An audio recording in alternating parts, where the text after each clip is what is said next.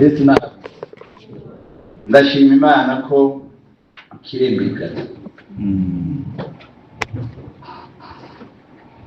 sinzigana no bivuga ariko turanezerewe bazeza buro aguka witegereza Haleluya. urabura sa ndi nicyo ngomba kuvuga. Reka tubanze somera ijambo ry'Imana mu Itanguriro. Soma Itanguriro igice cya 5 umurongo wa 21.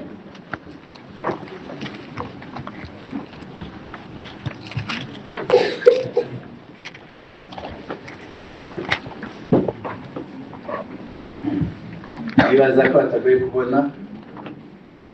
Avuga ngo Enoke amaze imyaka 65 abyara Metusela.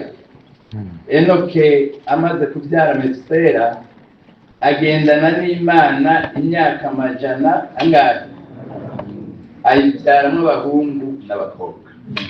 Imana y'ijuru turaguhaye ikaze kuko ari wowe nyine ishengero, kandi urwaruka ni uruzi amazina, uraruzi imitima yabo.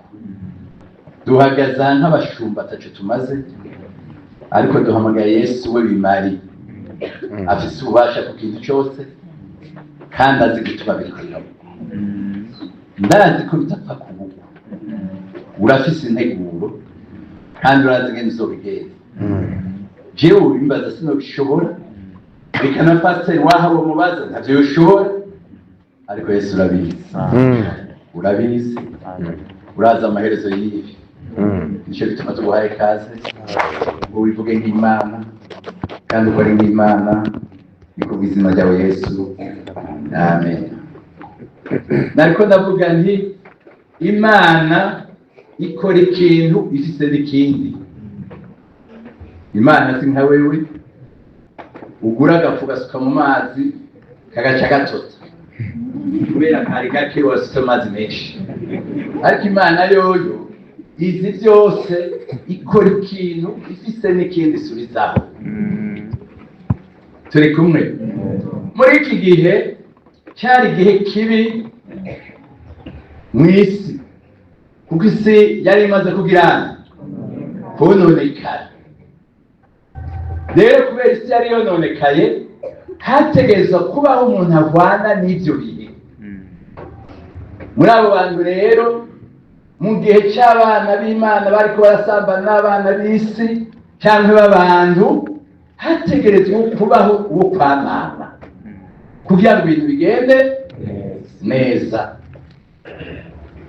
Hanyuma rero muri iki gihe turabona Enoke araboneka kugira ngo ahagarare mu bugome bw'Imana, akora igikorwa Imana igizeye. Ndashima Imana rero muri ino minsi, kuko Imana ntiyihenda by'ukuri, ntiyihenda. Kandi ajya amajambo uri kuravuga n'ay'ukuri. Tugiye kubona umuvyuro ukomeye ufise abubuye. Abavyinnyi bamwe bavyina nibo bakunda kuvyina, sigomba kubivuga ngo ndafise nk'aba tugaye oya, ariko icyo ngomba kuvuga ni icyaha. Turanezerewe kuko Imana itegura ikintu ifise n'ikindi, kandi nipfa kugikora gusa iba yaragiteguye. Yesu ari mu isi yamaranye n'abigishwa biwe imyaka 3.5 batararonka iki mwemwera, ariko arabategura kugira ngo baze mwemwera niyururuka izironka abantu babatirizwa mu ki muri mwemwera. Urugwaruka mubona Imana irafise intumbero yabo kandi irafise ikigiye gukora. Yesu nahabicure. Yesu nashi nibuka muri 1992 haje abantu bavuye muri Mozambique hariya baza kumugara.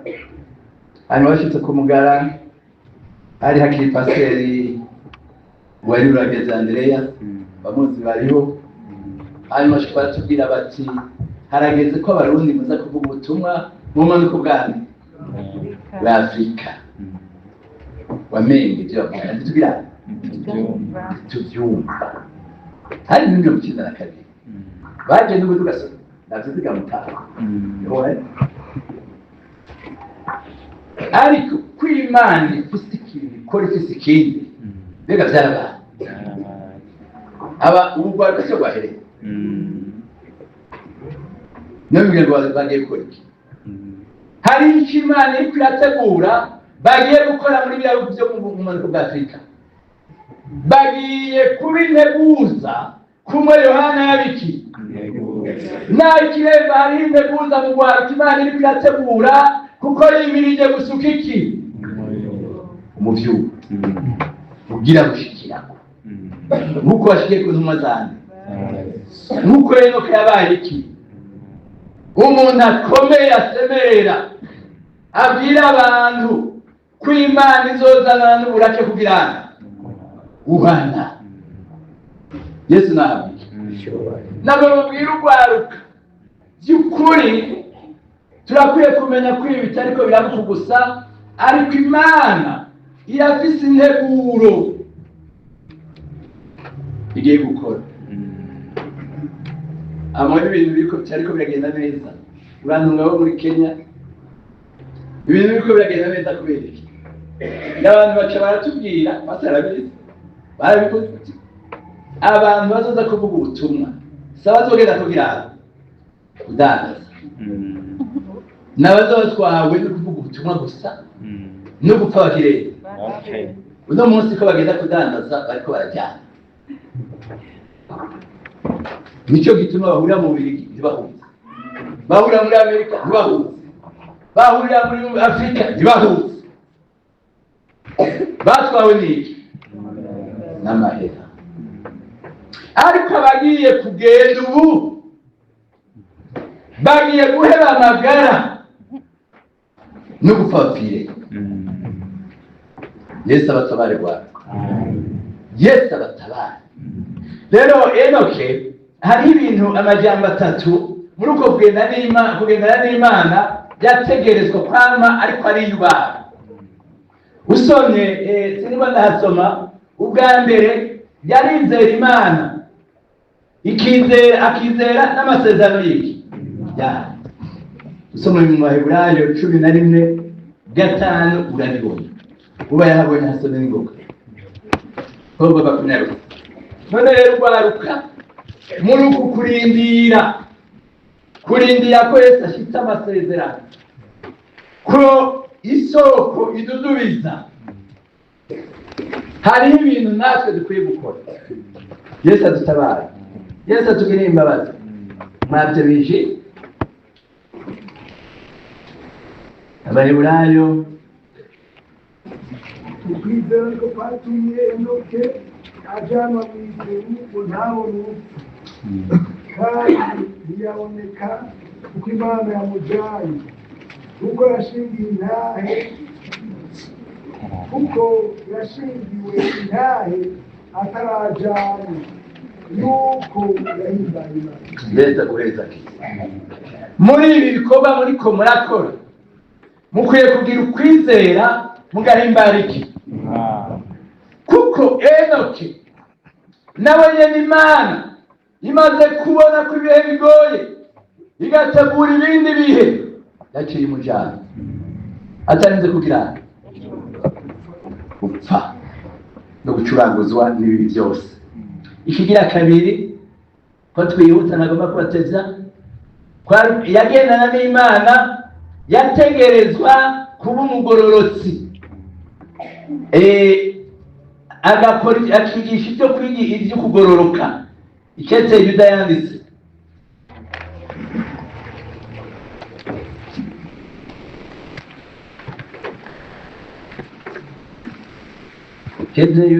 ni kimwe nyine nta bindi Yuda dusomera 14:15 avuga ngo kandi Enoke niwe yagira indwi uhereye kuri Adamu yavugishijwe n'Imana ibyabo ati Uhoraho yazananye n'amasinzi y'abera biwe kugira ngo acire bose amateka no kwemeza abatubaha Imana bose ko batsinzwe n'iki n'ibikorwa byabo byo kutubaha Imana bakoze batayubaha, n'amagambo yose akomeye abanyabyaha batubaha Imana bavuze bayirwanya. Henoki rero muri uko kugendana n'Imana yari afise ibintu mudahara ategerezwa kugira gukora. Bwa mbere ategerezwa kubaha Imana, akamenya ko Imana ibyo ari byo byose izoza kubaza bakora nabi ko bakoze iki nabi, babuze amajambo ababaza iki Imana. None rero namwe mwagwaruka muraha mumenye ko kugira ngo mugendane n'Imana, kugira ngo umuvyuru bashikire, mutegerezwa kubaho muri ku rutonde Imana igomba mugakora ivyo Imana igomba. Ikigira gatatu, yategerezwa kuba ashimwa n'iki n'Imana nawe akayinezereza. Hajya Abaheburayo 11:5 twamaze kuhasoma. Ni ukuvuga ko rero muri uku kurindira uyu muvyuro dutegereza kugendana n'iki n'Imana. Kandi tutegereza kuba dufite mpwemu w'Imana. Mw'isezerano rya mbere, isezerano risha, turabona ingene neza kugira ngo bigende neza igihe cyananiye na Safira, navuze ni kugira ngo ibihe biriko birategurwa ntibishobora kuba hatacamira. Henoki yabayeho kwa mama muri kijya gihe abwira abantu bariko barakora ibibi kw'icyaha ari iki Petero arahaguruka igihe ububeshi bwari bumaze kuja kugomba kuri Ananiya na Safira, arahaguruka arababwira ati mbega ibintu byo mu bigumya ntibyari kubera iki muheze mpwemu yera. Ananiya na Safira baciye kumbi. Birakenewe rero nawe ko muzura iki mpwemu w'Imana. Birakenewe ko mubaho mwabiteguye kurwanira iki Imana. Urabyumva neza? Kurwanira iki Imana. Mbega Imana yarwanira mbega Imana yatabara mbega Imana yatabara. Imana yatabara, iratabara. None izina ry'Imana riraherengetse igihe cya Eliya. Eliya yahagurutse, izina ry'Imana rikorera wabwira mbega Shadaki na Meshaki binaniranye ntibahagurutse, izina ry'Imana agakwira mu 120. None batabaye iki? Yesu adutabara. Mwagwaruka mube kurwanira iki? Mwuzuye iki? Mpwemu yera. Yesu kaguruka mu gihe kibi agwanira iki? Izina ry'Imana iramenyekana. Reka muri iyo minsi izina ry'Imana riko riratukwa. Nico gituma Imana iriko irategura urwaruka ngo ruze ruhagarare muri iki gihe rumenyekanisha iki? Imana yo ngiri izina ryayo rimenyekana. Mbega muravyemera? Yego. Ni ngombwa duhaguruke. Mbese kumenga mwakwabe kugira uko kwijije imitima. None Yesu asigaye intumwa yazisize bazikore. Yuda yavuze mu mugwaniro agakiza mwarosema gusa. Notaka kwa Yesu gashikira. Wo kwicaraho ukitega ko Imana izoza kugukwata kiri kwakora. Dutegerezwa kurwana mu buryo bwo kwitera. Dutegerezwa kurwana mu buryo bw'ivyitiro. Yuko Imana yacu itazi kubesha izoshize ivyasezerano. Ni ngombwa rero urwaruka rwacu buno munsi muhaguruke mugwanye urwaruka buno munsi. Tukurwanya no kurwana mu buryo bwo kurwana ibipfusi. Oya tuzi ko turwana. Twebwe turwana ku mavi. Mana tabara urwaruka rweza gusa. Mana tabara ubusambanyi muri iki gihe. Bwabaye indenga karengane. Yesu acabirana. Agakiza gatabara. sibyo no rero dutegerezwa gukora neza kugira ngo dushitse ivy'Imana igize igomba dukora ibikorwa turiko tumenya neza ko turi mu ruhande rw'Imana. Imana nayo ntizoreka kutwambika ubushobozi bwayo kuko irabufise. Uyu muvyoro turiko turavuga ntizoshika tutagwaye, ntibishoboka. Rimwe abavyeyi ntizoshika tutagwaye. None Debora ntiyaba munsi y'ikigazi, ubwa nteko aragwaye. Mbega wa mudamu yakubita urumambo hajya nteko aragwaye. Ntibwari mu bwoko bw'Imana, ntiyagomba bishike ivy'Imana yavuze ikavugisha Debora bishike. Harakenewe guhaguruka tukagwana mu izina ry'Imana. Nowa agwana mu izina ry'Imana. Abantu bwacu bariko barajyana baratwenga bati umutama agize yashaje. Abantu bwacu ku misozi yacanganikiwe, umutwe ntihameze neza, ariko Nowa agwana mu buryo bwo kugororoka. Hakeneye urwaruka rurwana mu kwizera no mu kugororoka, kuko nawe Enoki yagwanye mu kwizera no mu kugororoka. Nicyo cyatumye agenda mu icyo cyizere adapfa. Imana imukingisha ubwuzure, ntiyabona umwuzure, aragenda ategereza kugira atarinze kubona imivyimba yandagaye ku musozi. Aritaye bebubwira ngo hajya Nowa byaramworoheye kubona imivyimba yandagaye ku musozi. Nicyo cyatumye yikorogesha ivyanywa kuko yarababaye. Bene data gwaruka muriko muranyumva, mugwane mu buryo bw'uki,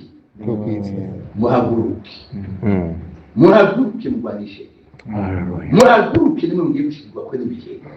Reka twebwe turiko turareka aseze kurareka imyaka imaze kugira si mike turiko turagira Yakobo ngo imyaka yo kwiyerera amaze ningahe, si mike nakene gutaha. Harageze ni mwebwe mutegerezwa kwitegura, mutegura imitima yanyu, mukubura imitima yanyu, kuko mwebwe ubushobozi agaheruke kurwana wakubuye imitima, kuko igihe turimo kigiye kwinjira mu kiragoye, kizokwinjira mu rwaruka rukomeye uze mu mpembe yera. Ko Satani ariko arakoresha kanyuma, hakeneye n'ingwaruka rugikomeye. Atari abatanu bagenda barakoda byanga, abatanu bazoca mu rwaruka rwizeye waciye. Hariya ibyo bihugu twamye twumva hasi azogenda n'amari mu mwizeye mu mwakira nk'uko uri muri Kenya witeguye kubakira.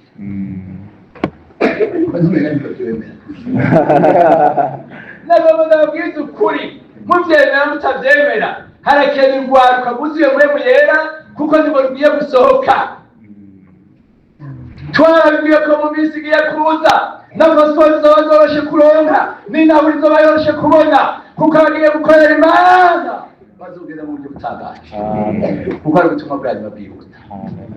Nicyo gituma mwagwaruka mutegura imitima yanyu, mukubura imitima yanyu, mwe mu Imana agira suke kugwaruka. Agasuka iki? Kugwaruka. Ukubona Satani ariko aratunya kugwaruka agomba kurukoresha, niko n'Imana ikeneye kugwaruka ihagurutsa muri iyi minsi, ruje muri Afrika, muri Aziya. Yemwe mugiye guhura n'ibikomeye. Mugiye guhura n'iki? Mwabavyeyi mufata imitima, mutegura imitima. Amen. Kuko hari abazogenda ntibagaruke. Ufata imitima muze gusenya Imana. Kimwe gusa muze. Pawulo mu gikoza sukwa. Nagwanye intambara nziza. Ibisigaye bikiri igisibo cy'ubugingo. Mwagwaruka bwo kuri kaminuza, mutegura imitima yanyu. Nimwe mugiye gukiza igihugu cy'u Burundi, nimwe mugiye guhagarara mu ishengero ry'Imana, kuko Imana igiye gukoresha urwaruka igiye guhagurutsa urwaruka kuko abari guhaguruka bamwe bamaze kuba bigaruriye indimo muri yabo bamaze gufata indimo bayita iyabo none ko bahise iyabo igiye guhagurutsa urwaruka duhaguruke umwanya bahaguruke bakorera Imana n'aya majambo y'Imana Yesu abambeza Yesu abambeza umwanya nashimwe bari kuvugana byinshi ariko n'ukugenda bacariko turiruka kandi umwanya n'ubimye dukoresha hanyuma namwe uyu mwanya muronka ndi mu butakazi kuko ahita ejo ntuzobura aratuzoburiho ndibizokwaba sa muri inzara y'imbago Yesu kuzobyara seriyo kurasani mwumva ko arico akeneye akazi oya siko bizohora right